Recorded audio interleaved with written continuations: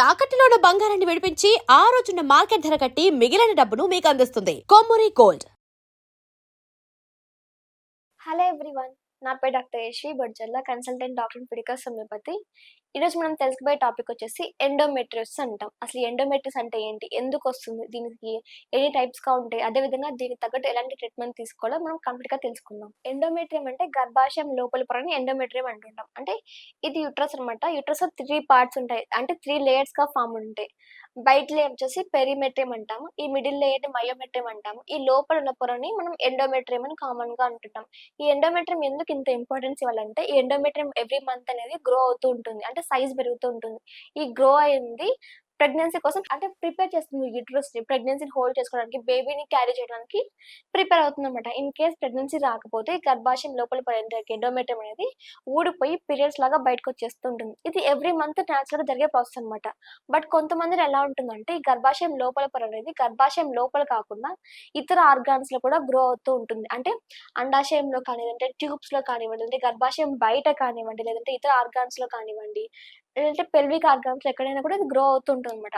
అలాంటి కండిషన్స్ ని మనం ఎండోమెట్రియోసిస్ అని కామన్ గా అంటుంటాం. అంటే లోపల పొర అనేది ఇన్ఫ్లేమ్ అయ్యి ఇతర ఆర్గాన్స్ లో గ్రో అవుతూ ఉంటుంది.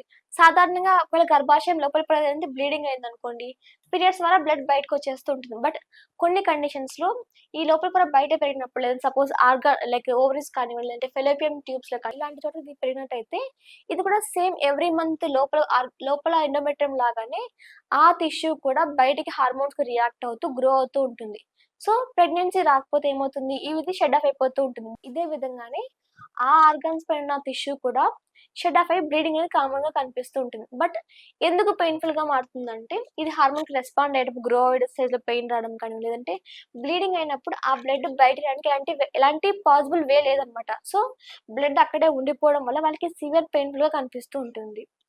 మెయిన్ గా ఎండోమెట్రియోసిస్ ఎందుకు వస్తుందంటే, దీనికి ఎలాంటి స్పెసిఫిక్ కారణం అంటూ ఏం లేదు. మెయిన్‌గా వచ్చేసి రెట్రోగ్రేడ్ మెన్స్ట్రుయేషన్ కామన్‌గా అంటుంటాం.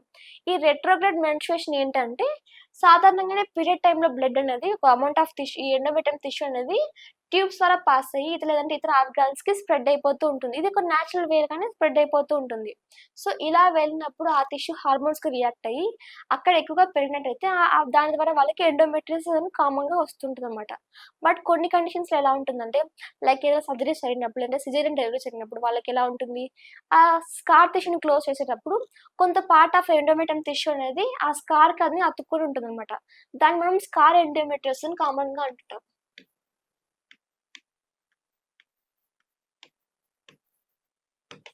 ఇదేం చేస్తుంది, సేమ్ గర్భాశయం లోపలి పొరలాగానే ఏదైతే గాయం ఉంటుందో, ఆ గాయం దగ్గర అతుక్కున్న టిష్యూ కూడా హార్మోన్స్‌కి రియాక్ట్ అయ్యి బ్లీడింగ్ అనేది జరుగుతూ ఉంటుంది. ఈ కొంతమందిలో ఎలా ఉంటుందంటే, ఒక నార్మల్‌గా చాలా మందిలో గమనిస్తూ ఉంటారు.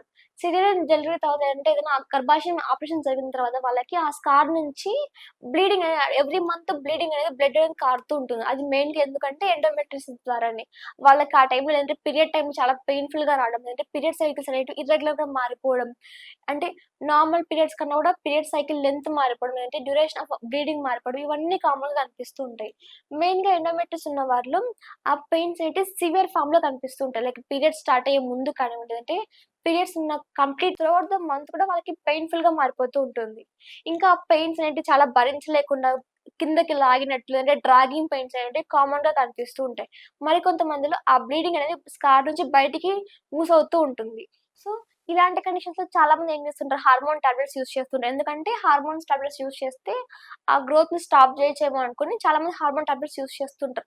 బట్ ఇలా హార్మోన్ టాబ్లెట్స్ కానీ యూజ్ చేయడం వల్ల వాళ్ళకి ఎలాంటి రిజల్ట్ అనిపించదు. ఎందుకంటే వన్స్ అది స్టాప్ చేసిన వెంటనే మళ్ళీ సైకిల్స్ ఇర్రెగ్యులర్‌గా రావడం, లేదంటే ఆ టిష్యూ ఇంకా సైజ్ పెరగడం, ఇవన్నీ కామన్‌గా కనిపిస్తుంటాయి.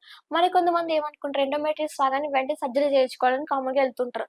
ఇలా ఎర్లీ ఏజ్‌లో ఇలా గర్భాశయం తీసేసుకోవడం వల్ల వాళ్ళకి చాలా ప్రాబ్లమ్స్ కామన్‌గా కనిపిస్తుంటాయి. అంటే ఎర్లీగా మెనోపాజ్ వచ్చే అవకాశం ఎక్కువగా ఉంటుంది. సో సర్జరీ వరకు వెళ్ళకుండా ఆ గ్రోత్ కంట్రోల్ చేయాలంటే మెయిన్‌గా వచ్చేసి హోమియోపతి ద్వారానే సాధ్యమవుతుంది. ఏ విధంగా అంటే, హోమియోపతి మెన్ హోమియోపతి మెడిసిన్స్ ద్వారా వాళ్ళకి ఆ గర్భాశయం టిష్యూ అనేది ఇంకా సైజ్ పెరగకుండా, లేదంటే కంప్లీట్‌గా డిరేంజ్ అయ్యేలాగా ట్రీట్ చేయడం జరుగుతుంది.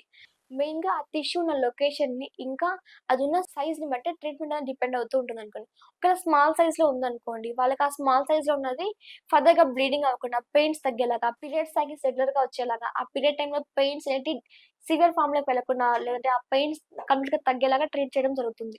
దాంతో పాటు ఎవ్రీ 3 మంత్స్‌కి ఒకసారి స్కాన్ రిపోర్ట్స్ అడ్వైస్ చేస్తూ ఇలా అసెస్ చేయడం జరుగుతుంది. ఫస్ట్ ఏ సైజ్‌లో ఉంది? ఎక్కడ లొకేషన్ ఉంది? అదేనా గ్రో అవుతుందా లేదా? నెక్స్ట్ 3 మంత్స్ మెడిసిన్స్ తర్వాత ఆ సైజ్ ఏ విధంగా ఉంది? ఇంకేమైనా ఇంక్రీజ్ ఏమైనా అయిందా? లేదంటే ఏ విధంగా ఉందని కంప్లీట్‌గా చూడడం జరుగుతుంది. సో, ఎవ్రీ 3 మంత్స్‌కి ఇలా ఎవాల్యుయేట్ చేయడం వల్ల మనం కంప్లీట్ క్యూర్ అనేది పొందగలుగుతాం.